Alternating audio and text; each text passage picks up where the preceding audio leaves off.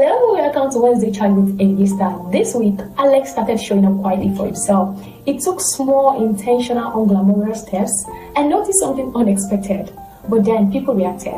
Some were uncomfortable, some relationships shifted. Growth doesn't just test you. Growth tests the people around you, and growth tests your relationships.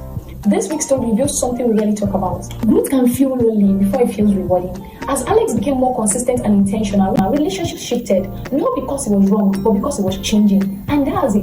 Growth disrupts familiarity. People who claim they know you before you know this same set of people will say things like you've changed and a lot of things here and there. Somewhere in the story this week, a friend actually joked and told Alex, "You've changed." Another said, "You don't do anything funny anymore." Someone else rolled their eyes when he declined something he would have said yes to.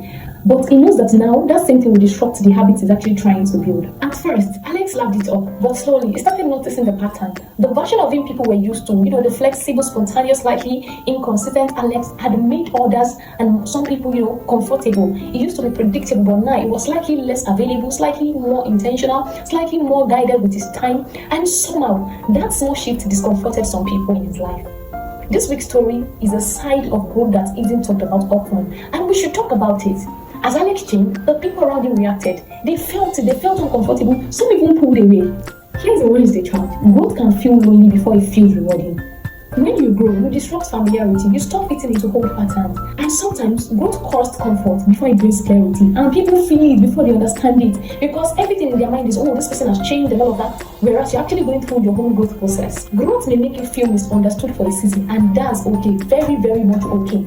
So this week, identify one habit, boundary, or decision that supports who you are becoming. Even if it feels uncomfortable socially, even if it makes others uneasy, resist the urge to over-explain yourself.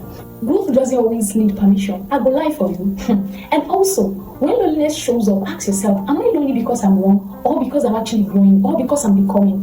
Growth holds distance a lot of times, and loneliness is not a great deal. Just know you're evolving, and some persons can catch up with your current level of growth process. So it's okay to feel their absence, but I can assure you, in a little time, you'll get over it. Remember, being misunderstood is sometimes the price of becoming your best self. So let's get honest. Have you ever felt tension when you started changing? Not because you're wrong, not because you are arrogant, but because you're no longer predictable. Has growth ever cost you comfort?